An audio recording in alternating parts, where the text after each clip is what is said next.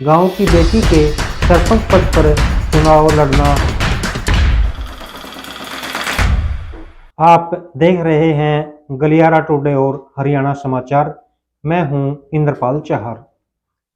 पंचायत चुनाव का शंखनाद होते ही धीरे धीरे सरपंच, ब्लॉक समिति सदस्य व जिला पार्षद पद के लिए प्रत्याशी सामने आने लगे हैं।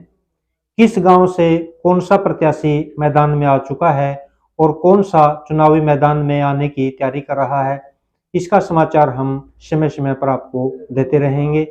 जिला हिसार ब्लॉक बरवाड़ा के गांव बनभोरी से भी कुछ प्रत्याशी उभर कर सामने आए हैं। गांव बनभोरी का पंचायत चुनाव आसपास के क्षेत्र में हमेशा ही चर्चित रहा है। इस बार भी गांव का पंचायत चुनाव चर्चित रहने की संभावना है।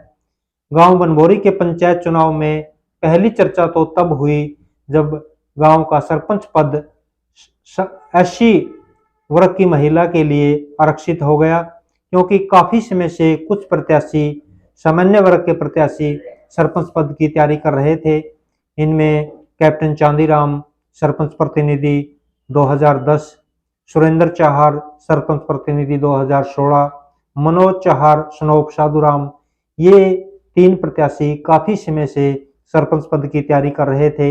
लेकिन बनभोरी में सरपंच का पद SC वर्ग की महिला के लिए आरक्षित होने के बाद काफी चर्चित रहा।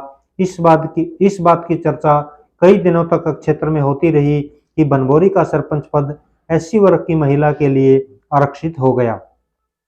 SC वर्ग की महिला के लिए सरपंच पद आरक्षित होने के बाद जब प्रत्याशी मैदान में आने लगे तो गांव बनभोरी की चर्चा फिर से होने लगी, क्योंकि इस बार गांव बनभोरी में सरपंच पद के लिए गांव की बेटी मैदान में उतर चुकी है।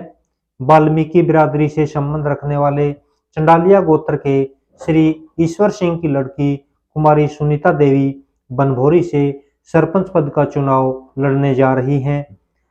वे BA पास हैं और अब हिस्ट्री से MA कर रही हैं। गांव की बेटी के सरपंच पद पर चुनाव लड़ना क्षेत्र में चर्चा का विषय बना हुआ है। बनभोरी गांव में और भी प्रत्याशी धीरे धीरे मैदान में आ रहे हैं, लेकिन गांव की बेटी का चुनावी मैदान में आना चर्चा का विषय बना हुआ है।